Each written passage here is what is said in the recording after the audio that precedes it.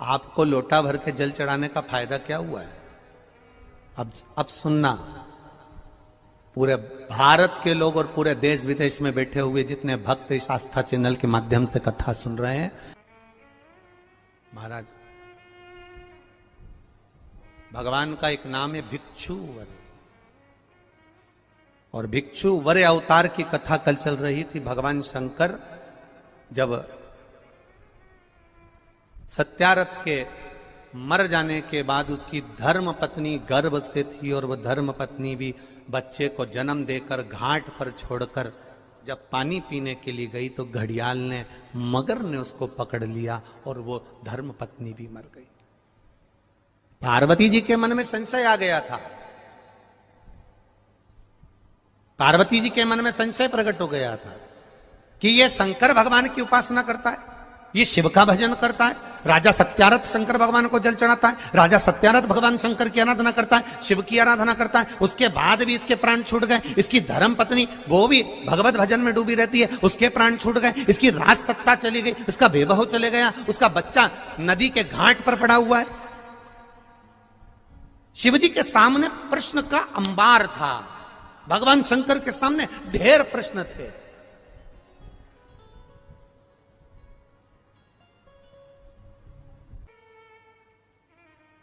शिव का जो भक्त होता है वो विश्वास पर जीता है, भरोसे पर, दृढ़ता पर जीता है। दुनिया कुछ भी कहे, वो अपनी भरोसा, अपनी दृढ़ता शंकर के चरणों में रखता है, शिव के चरण।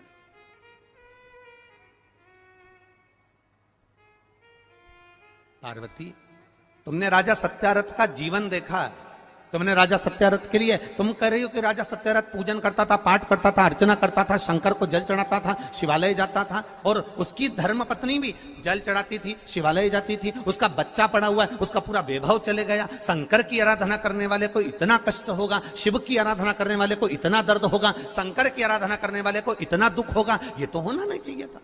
ये दुख कैसे आया?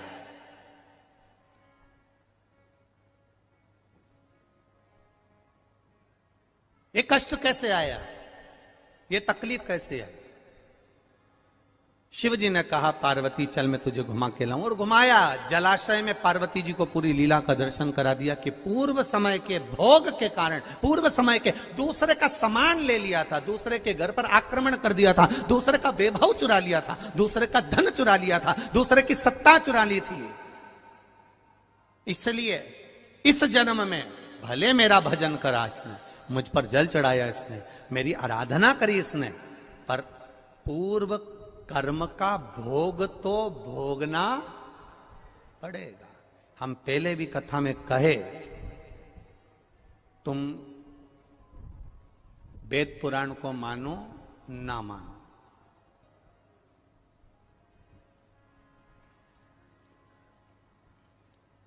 तुम धर्म शास्त्र को मानो ना मानो, तुम अपने बड़ों को मानो ना मानो, तुम अपने गुरु को मानो ना मानो, पर इतना जरूर मानकर चलना कि कर्म का भोग तो परमात्मा को भी भोगना पड़ा, तो अपन तो मनुष्य हैं, भोगना पड़ता ही है, पड़ेगा। कोई तुमसे कह दे मेरे पास आकर बैठ जा, मैं दुख नहीं आने दूंगा, कोई तुमसे आकर कह दे कि मेरे पास आकर बैठ जा, मैं ऐसा काम कर दूंगा कि तुम्हारे जीवन में दुख नहीं आएगा, तकलीफ नहीं आएगी, कष्ट नहीं आएगा, तो समझ लेना कि ये बेवकूफ बना रहा। दुख आएगा, कष्ट आएगा, रोग आएगा, बीमारी आएगी, तकलीफ आएगी, क्योंकि पूर्व के कष्ट का, पूर्व के कर्मों का भोग हमको भोगना है। पूर्व के कर्मों का भोग हमको भोगना, वो कौन भोगेगा? तुम्हारी कमाई के हिस्सेदार होते हैं तुम्हारी पत्नी, तुम्हारे घर के माता पिता, तुम्हारे भाई बंधु और तुम्हारे बच्चे तुम्हारी कमाई के हिस्सेदार होंगे। पर एक बात अपनी जिंदगी में उतार कर रखना, तुम्हारे कर्म के हिस्सेदार नहीं होंगे कि तूने कमाया कैसा था। तुम्हारी कमाई के हिस्सेदार तुम्हारी पत्नी भी होगी, तुम्हारे बच्चे भी होंगे, बेटा भी होगा, बेटी भी होगी, माता भी होगी, पिता भी होंगे, भाई भी होंगे, बंधु भी होंगे, बहनें भी होंगी, उनके सारे रिश्तेदार होंगे, तुम्हारी कमाई के हिस्सेदार होंगे। और तुम्हारे कर्म के हिस्सेदार नहीं हो सकते। कर्म का भोग तो तुझे अकेले ही भोगना है। तब वो परमात्मा भी कहेगा कि तेरा क्या होगा रे कालिया। फिर वो भी कहेगा कि होगा क्या। क्या कर्म करेगा? कोई दूसरा नहीं भोगेगा, हमें भोगना है, हमें।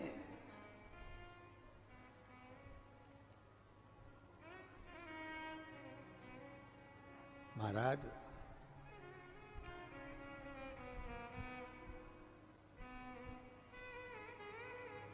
कर्म का भोग तो भोगना, कोई दूसरा नहीं भोगने वाला। पार्वती सत्यरथ को कर्म का भोग भोगना था। पूर्व में इसका वैभव इसने दूसरे का चुराया था, इसलिए आज इसका वैभव चले गया। पूर्व में इसने जो कर्म किया था उसके कारण इसका ये कर्म चले गया। तो फिर आपको लोटा भर के जल चढ़ाने का फायदा क्या हुआ है? अब सुनना, पूरे भारत के लोग और पूरे देश विदेश में बैठे हुए जितने भक्त इस आस्था चैनल के माध्यम से कथा सुन रहे हैं, अब सुनिए। ये कथा में भिक्षुवर अवतार भगवान शंकर का हुआ है 14वें नंबर का। उस कथा को ध्यान से सुनना। 19 अवतार में से एक अवतार ही है और यह हम सब के लिए है आज शिवरात्रि के दिन कि दुनिया के लोग कहेंगे, दुनिया के लोग कहेंगे फिर वो सत्यारथ मरा क्यों, फिर वो उसकी पत्नी को घड़ियाल क्यों खा गया, फिर उसका वैभव क्यों चले गया। कई लोग कहते हैं ये दुख क्यों आता है, तकलीफ क्यों आती है, कष्ट क्यों आता है। ये पूर्व कर्म का भोग है। फिर हमने शंकर जी को जल चढ़ाया, शिव जी की आराधना करी, शंकर को हमने पानी चढ़ाया, शंकर जी के मंदिर गए, शिवालय गए, देवालय गए। फिर उसका फायदा क्या हुआ, उसका लाभ क्या हुआ? तो फिर शंकर भगवान ने पार्वती जी से कहा अब उसका जल चढ़ाने का लाभ तुम देखो पार्वती, तुम देखिए। देवराज नाम का चोर ब्राह्मण था, ब्राह्मण कुल में जन्मा था, पर चोरी कर कर धन लाया। चोरी करेगा। भगवान ने जितना बड़ा पेट दिया है ना, 1 बीता का दिया तो 1 बीता का, 2 बीता का दिया तो 2 बीता का, जितना बड़ा पेट दिया है भगवान ने उसको पेट भरने के, पेट दिया तो पेट भरने के लिए भगवान ने उसको भोजन भी दिया। ये पेट भरने की जवाबदारी तो मेरे भोलेनाथ की है, पर पेटी भरने की जवाबदारी मेरे भोलेनाथ की नहीं है। तो बस इस पेट से हटकर जब दूसरा कहीं काम, लोभ, आसक्ति, वासना, तृष्णा, देवराज के साथ हुआ क्या था? देवराज की पत्नी थी, बच्चे थे, जो पत्नी थी, बच्चे थे, उनके पेट भरने की जवाबदारी भी भोलेनाथ की थी। भोलेनाथ ने पेट भरा, पर दिक्कत कहां खड़ी हो गई? जब देवराज अपनी बुद्धि को भ्रष्ट कर लिया। बुद्धि कब भ्रष्ट हुई? जब देवराज ने एक सुंदर कन्या को देख लिया, सुंदर स्त्री को देख लिया, स्त्री के चक्कर में पड़ गया। स्त्री ने कहा मुझे सुंदर सोने का हार ला कर दो, उसने हार ला कर दिया। मुझे सुंदर ये सामान ला कर दो, उसने ला कर दिया। अब उसके पास जितना धन था उसने खर्च कर दिया, अब कहां से लाएगा? तो उसने फिर चोरी करना प्रारंभ करा। जब अति होने लगती है, जब किसी चीज की जरूरत ज्यादा पड़ने लगती है, तब वो चोरी करना प्रारंभ कर। जल चढ़ाने का फल क्या है? शिव जी ने कहा देवराज की कथा याद रखो। शंकर जी के मंदिर में चोरी कर का धन लेकर गया, वापिस लौट कर आया। आने के बाद बेलपत्री के वृक्ष के नीचे बैठा था और स्वास्थ्य खराब हुआ, शरीर में ताप पड़ा, बीमारी हो गई, रोग हो गया, मर गया। मरा, शंकर जी ने उसके लिए नंदी लगाया, नंदी पर बैठकर वो कैलाश धाम गया। तो इसने तो पाप करा था, इसने तो चोरी करी थी, इसने तो ये चोरी का धन लाया था, और इसने तो कभी शंकर का गुणगान नहीं करा। फिर मरकर इसको कैलाश धाम कैसे मिल गया? तो देवराज ने भी ये प्रश्न किया। तो भगवान शंकर नंदी पकड़कर जब चल रहे थे तो नंदी जी बोल दिए, सुन देवराज, ये तेरा पुण्य नहीं है, ये तेरा पुण्य नहीं है देवराज, जो तुझे मिल रहा है कैलाश धाम, ये पुण्य है तेरी बूढ़ी माँ का, जो रोज शंकर के मंदिर जाती थी, लोटा भर के जल चढ़ाती थी, उसका पुण्य बेटे के हिस्से में आ गया।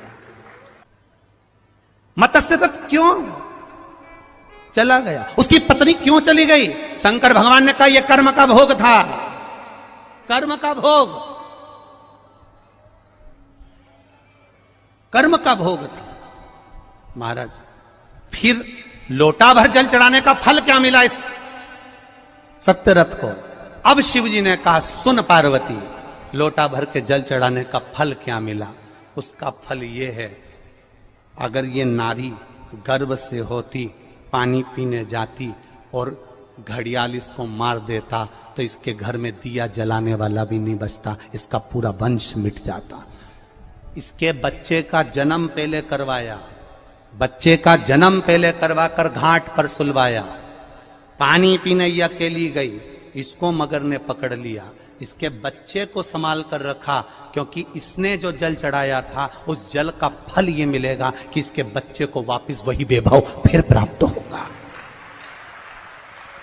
थोड़ा धैर्य रखना पड़ेगा, थोड़ा धीरज रखना पड़ेगा, थोड़ी सहनशीलता रखना पड़ेगी, थोड़ी आनंदता रखना पड़ेगी, थोड़ी सहजता रखना पड़ेगी। क्या देगा वो उसके ऊपर। आपका चढ़ाया हुआ एक लोटा जल क्या फल देता है, आपका चढ़ाया हुआ एक लोटा जल आपको क्या प्रदान करता है, ये आपको मालूम पड़ेगा कि आपने जो लोटा भर के जल चढ़ाया था उसका फल क्या मिला है, उसका आनंद क्या मिला है, उसका सुख क्या मिला है। शिव की कथा कर पार्वती, अभी तुमने देखा कि सत्यारथ चले गया, अभी तुमने देखा कि उसकी धर्मपत्नी चली गई, अभी तुमने देखा कि उसका सारा वैभव चले गया। अब तुम पूछ रही हो कि शंकर भगवान को जल चढ़ाने का फल क्या है।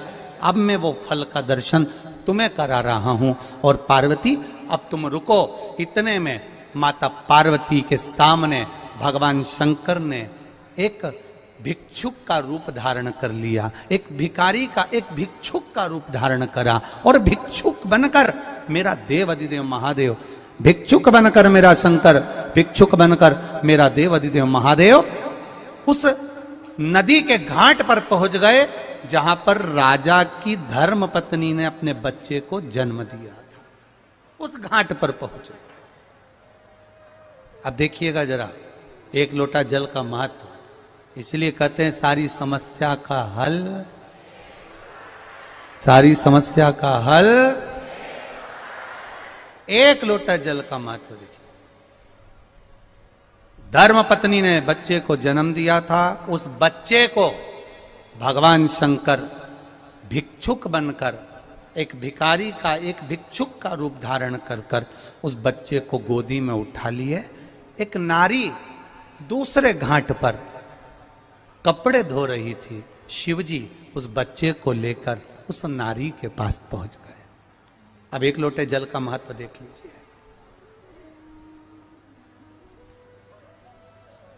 उस नारी के पास पहुंच गए मेरे भोलेनाथ और मेरे देवाधिदेव महादेव। जब उस नारी के पास में पहुंचे, मेरे देवाधिदेव महादेव ने आवाज लगाकर कहा, माता माता माता। इतने में कपड़े धो रही हुई उस नारी, कपड़े धो रही उस नारी ने जैसे ही आवाज सुनी, वस्त्र का जल धोते ही नदी के अंदर जो कपड़ा था उसने देखा, देखते से ही वो जल मेरे महादेव के ऊपर जाकर पड़ गया। हे शिव, ये आपकी कृपा है। अब जल कौन सा पड़ा भोलेनाथ जी पे? जल कौन सा पड़ा था? जो कपड़े धो रही थी वो बूढ़ी मां, और शिवजी बनकर गए भिक्षुवर, भिक्षा मांगने वाले, एक भिक्षुक बनकर एक भिखारी का रूप धर कर गए हैं मेरे भोलेनाथ, और जाकर खड़े हुए। अब देखिए जरा, बड़ा विचित्र बात है। शिवजी जाकर खड़े हुए, मां मां मां। शंकर जी ने आवाज लगाया। जैसे ही शिव जी ने आवाज लगाया, बूढ़ी मां ने जो पलटा, कपड़े का छींटा का पानी देवाधिदेव महादेव पर चला गया। कपड़े के छींटे का पानी महादेव पर गया।